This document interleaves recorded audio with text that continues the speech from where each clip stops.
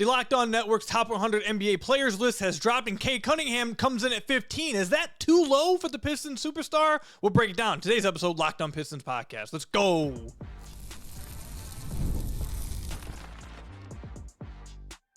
You are Locked On Pistons, your daily Detroit Pistons podcast. Part of the Locked On Podcast Network, your team every day. What's the deal? Welcome back to another episode of the Locked On Pistons podcast. Per usual, I am your host, Ku Khahil. I've been covering the Detroit Pistons over the last 4 years for the Locked On Network, been a credential media member over the last 3 years. And as always, I appreciate all of the support, all of the everydayers. If you haven't already, head to the YouTube channel, hit that subscribe button, Locked On Pistons, obviously over on YouTube, or whatever podcast platform you're listening to us on. Leave us a 5-star review. That's another great way to support the podcast. And like I've told you guys a few times before, I just realized like a few weeks ago that these podcast platforms, they have comment sections now. So if you want to leave a comment, interact with me, leave me a comment, whatever, you can do that on whatever podcast platform you're listening to this on. And today's episode is brought to you by Monarch Money. Take control of your finances with Monarch Money. Use code LOCKEDONNBA at monarchmoney.com for 50% off your first year. Later on, we'll talk about Ausar Thompson making the Locked On Network's top 100 list. Where did he come in and was it too high or too low? We also have another update on Malik Beasley. I'll give my thoughts on that. But we are going to start with Cade Cunningham and where he came in on the Locked On Network's top 100 list. Now, I'm happy that Locked On is doing this, or has done already, this top 100 list. We all of the 32 hosts submitted their top 100s. I'll say this, me making my top 100, it was incredibly hard to do. I now feel for everyone who has to make a top 100 list, it is not easy. It is absolutely not easy at all. But let's go ahead and get into it. Let's talk about where Cade came in. So let's pull it up. Cade Cunningham comes in at number 15 in the Locked On's top 100 list. He makes the top 20. He is surrounded by who is ahead of him. At number 11, we got KD, who I thought was, I'm shocked KD was that high. I thought KD would come in like 13, 14, but that's fine. KD at 11. We got LeBron James at 12. We got Tyrese Halliburton at 13. We got Anthony Davis at 14. Then we got Cade at 15. Then we got right behind him Evan Mobley, Kawhi Leonard at 17. What's going on with Kawhi and the Clippers lately? That's a bunch of crazy stuff. But now we got Devin Booker at 18, Karl Anthony Towns at 19, and Jalen Williams at 20. I just want to say this. I do very much agree with having Evan Mobley right next to Cade. Wherever Cade was at, I had Mobley right behind him in my list. I believe I had Cade 13 on mine, and then I had Mobley 14. So I like the fact that Mobley and Cade did end up right next to each other because I do think they're that close as players. Do I believe this is a good ranking for Cade? Yes, I think this is a very, very good ranking for Cade. I think Pistons fans should be happy with this ranking. I think Cade would be happy with this ranking if Ashton or Cannon or one of you guys are watching. I think you guys should be happy with this ranking. Cade at 15 is right around where I would say, again, I had him a little bit higher. I had him around 12, but he made All-NBA third team. All-NBA teams have 5 on each team, so you get the top 15 players. He made the All-NBA third team. I think that makes sense right there.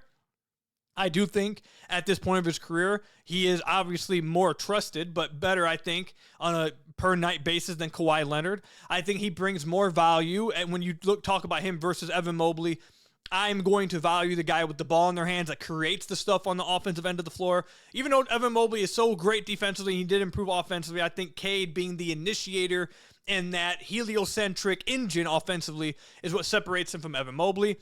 I do think he's better than Devin Booker. I think he's a better a better heliocentric player, that's not the right way to say it. I think he's a better engine offensively than Devin Booker. I think Devin Booker is probably just a better scorer still at this point, but Cade is just a better engine for your offense, so I think that's why he's above Devin Booker.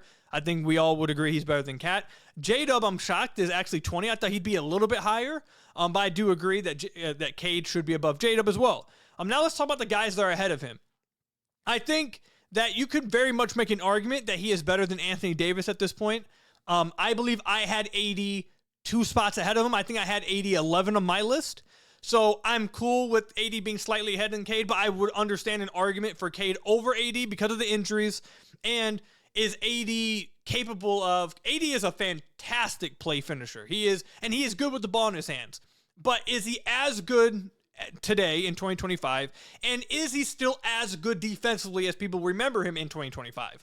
I think that there's an argument that you could say yes, but I think Cade has gotten to the argument where he can fight for that position there. I think the one that Pistons fans are probably going to be the most upset about is Tyrese Haliburton being at 13. I think a lot of Pistons fans, almost all the Pistons fans I've seen, believe that Cade is just a better player than Haliburton. And I think Cade definitely has an argument. I think Cade's a better defender than Haliburton. I think that allows his team to have a higher ceiling defensively, which I think is a big deal. So I think that's probably Cade's biggest argument. I also think Cade's just a better scorer. Now, Tyrese is a more efficient player, but that's because he takes less shots. He doesn't try to create his own shot like that. He plays very much within his game, but that is like value in of itself. The fact that he doesn't turn the ball over, he plays within his game, and they play fast, and he gets people involved. He's a better playmaker than Cade. He's more efficient than Cade. And therefore, he leads more efficient offenses on a more consistent basis. So if you want to value the, like, friend of the podcast, Matt Griffin, he is big on Haliburton, and his main argument is Hallie is getting you the best shot possible every single possession. What's more valuable than getting the best shot possible on every offensive possession? And I understand that argument. However, I think in a different scenario, and Hallie, I think, is in a great situation, but I think if you took both the players and just put them in any situation, I feel like Cade would do better with that, because he's able to adapt, I think, to multiple different situations. And if he's asked to carry the load, if he's asked to be the one offensive player and not have a Pascal or a Miles Turner or an Andrew Nembhard, have these guys who can handle the ball within the half court and take some of that pressure off him as well, or even guys that he can trust in transition to run it with him as well, I think you maybe would see a different type of game from Cade. But Cade is asked to do so much, and I guess where we should leave it at with the whole Cade versus Tyrese thing is that I don't think Tyrese could do what Cade does. But I think there's also an argument to say that Cade probably can't do what Tyrese does. He probably can't minimize his role to a point where he's only taking, how many shots did Tyrese take? Like 14 or something?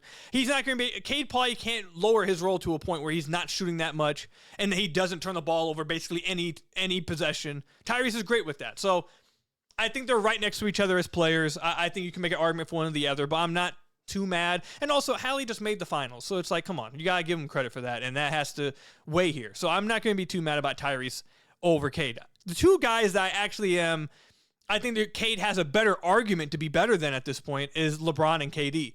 Now, obviously, we know where these guys rank all time. Like, LeBron is arguably the greatest of all time, and KD, I think, is a top 15 player in NBA history.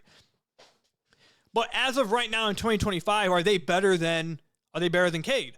And I think that is a very worthy discussion to have. Like with KD is still one of the most, if not the most efficient overall scorer in the NBA. When it comes from scoring from every level, all three levels, as efficient as he does, I think he still arguably has that crown. The thing is with KD is that he doesn't play make as often. He also doesn't get to the rim as much anymore. Now, you can argue whether that matters if he's able to hit 50% mid-range still at the type of efficiency he's at. That's fair. But also, KD has dropped off a bit defensively, and because of his ability, because he doesn't get to the rim as much, and because he's dropped off a bit defensively, I think you can argue that the level of impact KD has now is not at the same as where he was a few years ago. And I think this list still reflects that. KD a few years ago was top 5, so him being at 11, I think that reflects that. But I would argue that Cade has more impact on the game now at this point on a per possession basis than KD does. I don't think it's like 10 spots difference, but I would make the argument that Cade has a better per possession impact at this point than KD because of how much he can provide defensively, because of how much he's playmaking, how much he's creating everybody's offense, including his own offense. I think he has a more per play impact than KD at this point. I think the same argument can be for LeBron. I mean, this is the first year of LeBron's career that the team was worse with him on the floor. Now, other things play into it, but this is the first time ever. LeBron's been in the league 22 years now. This is the first time the team's ever been worse with him on the floor. And I think a lot of that has to do with how much he takes off defensively. Now, we know that still at that age, in the playoffs for a possession or two, he's still able to turn it up and flash that guy that we knew from years ago. If it's on a random possession, you need him to turn up, he's able to do that still, yes. But on a per play basis for an 82-game season, he really takes it off defensively a ton now. And I know after January, he really started to turn it up because before then, he didn't, it was, I don't want to say it was looking bad, but you were starting to see some decline. Now, he turned it up after January offensively. But I feel like the argument is the same for Cade versus LeBron as it is versus KD. Cade's better than him defensively at this point. I think Cade can give you more offensively every single possession, whereas LeBron has to take some possessions off, either offensively or defensively. Most of the time, he's taking them off defensively, and that hurts the team a ton. Now, I'm interested to see how it looks now with Luka, because I don't think LeBron's going to be asked to do a lot for an entire season, or not a lot, but as much. So I think maybe LeBron could end up, honestly, like, funny thing, I think he could end up getting higher on this list if he keeps playing next year, after this following year, because I think Luka will take a lot of that burden off of him. I think he'll be able to settle into more of a secondary ball handler role, and that will allow him to play even more defense. And I think he'd be even more efficient. So I think LeBron can honestly end up be the one guy at 47 years old that go from 12 on the list, and then the next year go higher instead of falling down. So I think that's possible for LeBron. But right now, I think Cade should have the argument over those two guys. But overall, I think 15 is a really good spot for Cade. And I think as we move off of this, I think Cade's goal for this year should be, let's get into the top 10. And I think that's certainly possible. He needs to become more efficient. I think he needs to become a better finisher at the rim. Obviously, we all know this. Cut the turnovers down and be more impactful defensively for the entire season. He does that. It's well within the ceiling. He can get there. He absolutely could become a top 10 player unanimously this year. He's just going to have to get a little better. And I believe he will. So let me know in the comment section down below or over on Twitter at Ku Khahil. You guys saw the list. Do you guys agree with Cade being at 15? Do you guys feel like there's some guys ahead of him that should not be ahead of him? Would you have him ranked higher, or would you even have Cade ranked lower? Let me know. Comment section down below or over on Twitter at Ku Khahil, or whatever comment section you're listening, podcast platform you're listening to this on. But coming up, Ausar Thompson made the top 100. The Locked On Network agrees with me. He is the second best player on this team. I'll reveal where he came in and whether it's a good ranking for Ausar when we come back. Today's episode is brought to you by Monarch Money. Most people can't name all their financial accounts or even what they're worth, whether it's 401ks, properties, or investments. And when you don't have the full picture, you can end up leaving money on the table. That's why there's Monarch Money. It's an all-in-one personal finance tool that brings your entire financial life together in one clean, easy-to-use interface on your laptop or your phone. Monarch is built for people with busy lives. If you put off organizing your finances, Monarch is for you. Monarch does the heavy lifting for you. You can link all your accounts in minutes, see clear data visuals, get smart categorization of your spending, and finally feel in control of your money without ever touching a spreadsheet. So don't let financial opportunities slip through the cracks. Use code LOCKEDONNBA at monarchmoney.com in your browser for half off your first year. Again, that's 50% off your first year at monarchmoney.com with code LOCKEDONNBA. That's Locked On NBA for 50% off your first year at monarchmoney.com. So I want to thank you guys again for making Locked On Pistons your first listen of every single day. We are free and available on all your podcast platforms. If you haven't already, head to the YouTube channel at Locked On Pistons. Hit that subscribe button or leave us a 5-star review, whatever podcast platform you're listening to this on. That's another great way to support the podcast. If you guys are subs over at the SUBSTACK, or if you want to be a sub over at the SUBSTACK, I just dropped a film breakdown. I went through every single Jaden Ivey turnover this past year to explain why he ended up with a higher turnover percentage than Cade on the season, despite Cade averaging so many turnovers, and how Ivey can improve those turnovers. Are they fixable? And really, what's the core reason for why he turns the ball over? I'll spoil it for you guys a little bit here. 80% of his turnovers come from a core issue that stems from that is an issue that hurts the rest of his game as well. Go check out that breakdown. The Substack link down below. You guys will see. I think you guys will really enjoy it. But let's get back to the top 100 list. The second player, the only other player, honestly, I should say, the only other player that makes the top 100 list for the Detroit Pistons is Ausar Thompson. Now, before I reveal where Ausar was and talk about where Ausar, whether it's a good ranking for him, whether I would have had him higher, etc., or lower, I think the first thing that you guys listening will say, okay, well, should there be an argument for another Piston to be on the top 100 list? I don't think so. I did the top 100. I made my top 100. And in mine, I only had Cade and Ausar on there. I don't think that, I don't think there's another Piston that really has an argument for right now. The Ringer, I believe had Durant at 95, so they had him just breaking it. On my list, I did not have Durant in the top 100. Now, Locked On sent us all the guys who just missed the cut. They showed us the top 15 immediately after the top 100, and I believe Durant came in at like 106. So Durant was right on the outside looking in. If I had to pick another player to make the top 100, or the person that was closest, I probably would agree that it's Jalen Durant. This upcoming year, I believe Jalen Durant should make this top 100 list. If he plays like how he did after January, the rest of the year, This year, I think that he will be a top 100 player. If he improves defensively and is just as good as he was, again, after January on the defensive end, I think he could become a top 80 player. Like, I think Durant should, in his mind, his goal should be, I want to be a top 80 player this year. Like, on these lists, I'm like at the back end of the top 100, barely making or right off of it. My goal for this year should be, I want to become at least a top 80 player, to where I'm viewed as an above average center across the league. I'm better than a Nick Claxton. I'm better than a, I'm struggling to think of it. Podol. Let's be better than Jakob Podol. Be clear of him. And I know some people may say, he's already better than him. But a lot of people don't believe so. I think Podol was on the top 100 in both the Ringer and this list.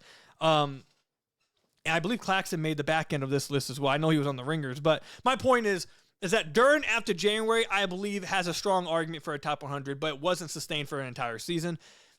And the defense gives people concerns. If he's able to improve in those areas, which I think he can do this year, I do think he'll be a top 100 player. So Durant, I think, is the next one up. And again, I think he'll be on it next year. The next guy after that, honestly, I think should be Ron Holland if he gets a bigger role. But I know a lot of people believe it will be Jaden Ivey. Jaden Ivey has a lot to improve on this year. He has to stay healthy for an entire season. He has to prove what he looks like coming off the injury. If Ivey can improve defensively, if he become a 20-plus point per game scorer on hyper efficiency, I think he'll have an argument. But if you look at these lists, if you look at the top 100 with the lockdowns list, and then you look at even like the Ringers or even ESPN's, what you're seeing is that a lot of these high scoring guards are either off the list or barely on there.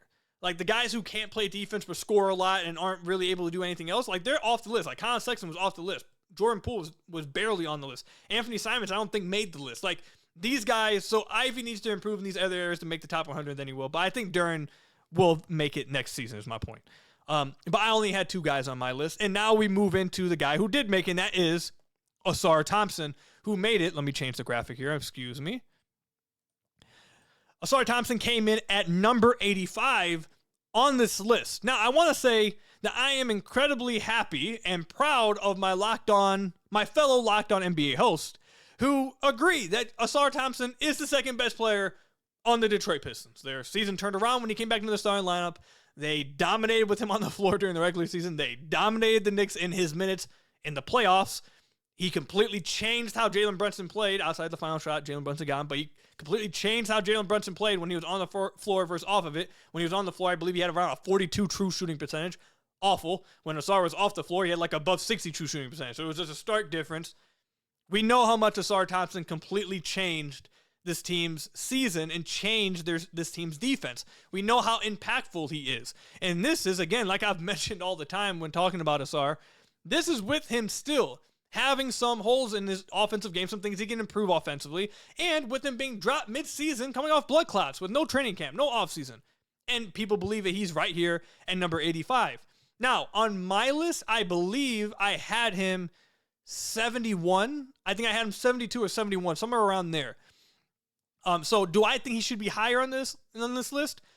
I think maybe a little bit higher, but I'm also going to openly acknowledge that maybe my own bias played a little bit into the fact that he was higher on mine. So around 85, I'm cool with it. I'm happy that he's right next to a Herb Jones. Guys like Toumani Camara, who is also another fantastic defender, but maybe not the greatest, offensive creator. He's a guy who I had like Herb Jones, Ausar, Toumani Camara. There's one other lockdown defender I'm forgetting that I had. Dyson. I had like Dyson, all of those guys, all of the defensive players I had higher on my list. Like I had Kamara right behind Ausar at like 73. I had Herb at like 65. I had Dyson around like 60 something. Like the defensive players I feel like don't get enough love and don't get enough respect in these lists because they don't put up eye-dropping points per game and people don't really, I feel like unless you're a fan of that team, they don't really get the love they should. So I had Ausar along with those other defensive guys a little bit higher than this. But the fact that Herb Jones is right in front of him, I think this is a very good ranking for Ausar. I like I've said before, I think Ausar could get to a top 50 player this year. I definitely feel like it's in his future here. Zach Lowe. I don't know if you guys have been listening to the Lowe podcast recently. But like the last like 5 podcasts, like the last 2 months, he's talked nonstop about Ausar being like the most improved player. He thinks he's the X factor of the season. He thinks he's going to make a huge jump. Like so many people are expecting this big jump from Ausar because everyone sees just how impactful he is already as a defender, how great he is as a defender. Like everyone is basically penciling him in as an all defensive guy already at what, 22, 23 years old in year 2, coming into year 3. Like everyone acknowledges that. And Zach Lowe, I think, does probably the best job out of anyone besides Ku Khahil. He does a better job, anyone not named Ku Khahil, at breaking down how Ausar affects your offense. By even without having a jumper, how he is able to unlock your transition game because of what he does defensively, how he's able to, how good of a passer he is, how good of a processor he is, how he's able to play in different areas offensively, like in the dunker spot, like in the short roll, like with the ball in his hands. Zach Lowe's mentioned a few times over the last few weeks that he expects Ausar to have the ball in his hands as a creator more this year. I do as well. Take advantage of that playmaking. If he can improve his ball handle this offseason, which I've been told he spent a lot of time improving on this summer, I expect him to be improved in that area. I think that will lead to him being one of these very rare that it's really just, it's hard for me to think of another player like this outside of his brother who are alien-like athletes, absurd defenders, while also being on-ball playmakers that can't shoot. Like Iggy was probably kind of like this, Andre Iguodala. Even though Iggy ended up getting some kind of three-point shot, he always had at least a little bit.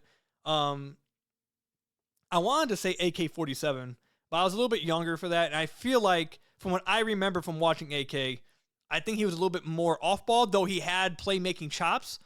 So I think AK would be a good example, but like it's rare, like that type of archetype. The one, like if you have the ball in the hands and you are like the playmaker, you usually have some kind of self-creation as a shooter or as a scorer. Whereas the Thompson twins, which I'm expecting Ausar to be this, but a man was this past year, are alien-like athletes that are great defenders, can get to the basket all the time, and just are great processors and great passers because of it, but just don't have really the shot to go with it. But because of their alien-like athleticism, they're still able to make up for it by getting to the paint every single time. Like, that's a very rare archetype, and I think that's what they want Ausar to be. They, as in the Pistons, want Ausar to be this upcoming year. So I'm happy with Ausar. I guess I probably should have said this.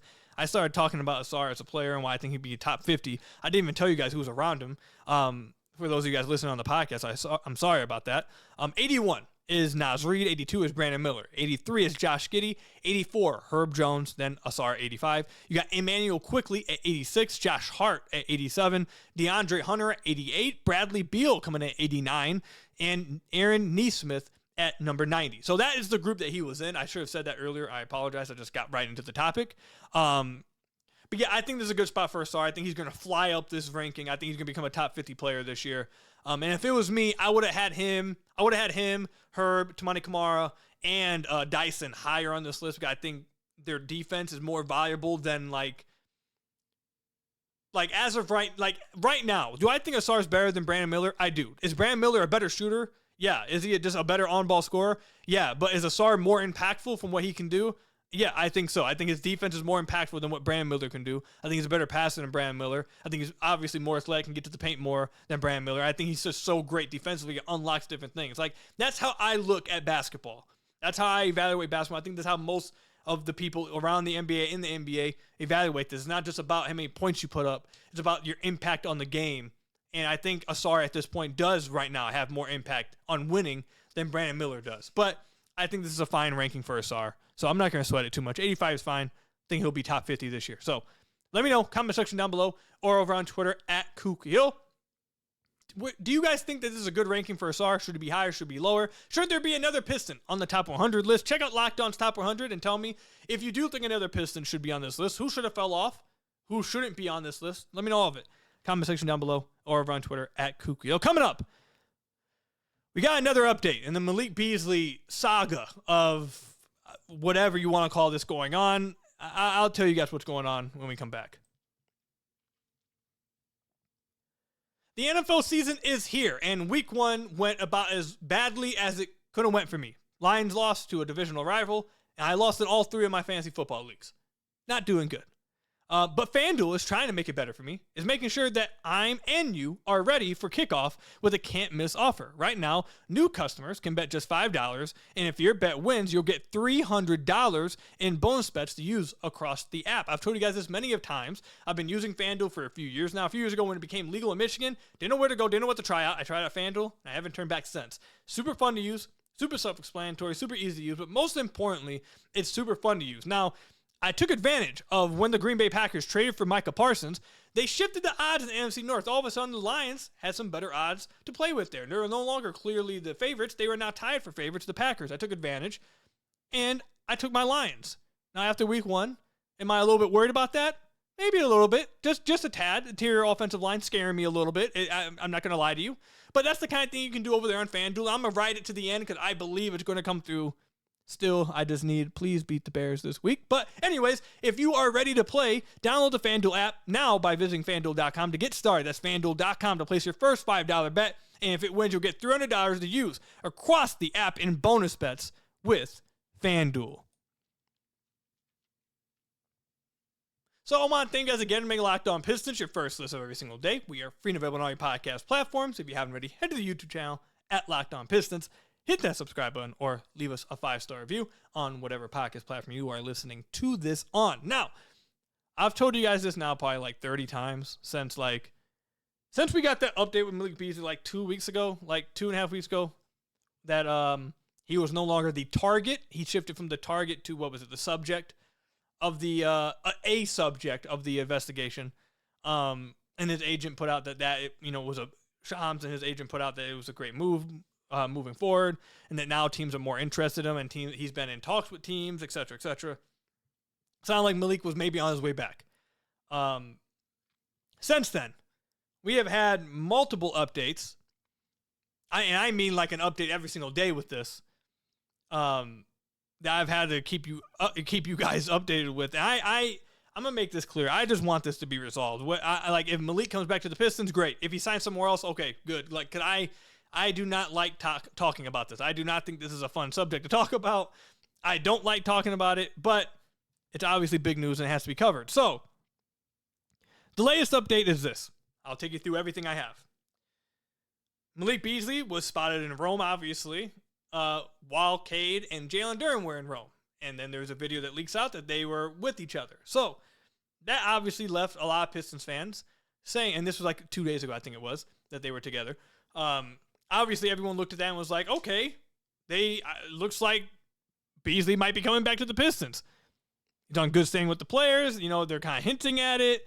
He must be on his way back. And then Tobias quoted the tweet from Pistons Talk that had like the picture of them in Rome. Tobias quotes it, which Tobias doesn't go on Twitter often. Tobias tweets like once every 2 months or something. Tobias quotes and says they should all get a drink together, and kind of like he's kind of trolling everybody. Like he knows what he's doing. He's hinting at they might be on his way back. Oh, they should just get you get what he's doing. So everyone's like, okay, Beasley must be on his way back. He must be coming back to the Detroit Pistons. That is what's happening. Then we got another update from an NBA reporter that says that Malik Beasley is nearing a decision for where he's going to sign. He is nearing a decision for where he wants to go. That was 2 days ago. And that the rest of the report was that he's drawn a lot of interest from contenders with minimum contracts. He's drawn some interest from some people or some teams that I think have the partial MLE available. And obviously the Pistons. So he's had a pretty good market. Which I'm happy for him that he's had this, a lot of these teams interested in him after what he had to go through with being a free agency, all this stuff. So that's good for him. But there seems to be a big market for him amongst the contenders, maybe some people with some cap space left, the Brooklyn Nets maybe, who knows. And then obviously the Pistons. So that was the update from a few days ago, is that he's in Rome with Tobias, or he's in Rome with Jalen Durant and Cade. We then get an update that he's nearing a decision where he wants to go. But then we get another update. We get another update after this one. This is all within the last 48 hours. That the NBA is now conducting its own investigation into Malik Beasley over the gambling gambling allegations.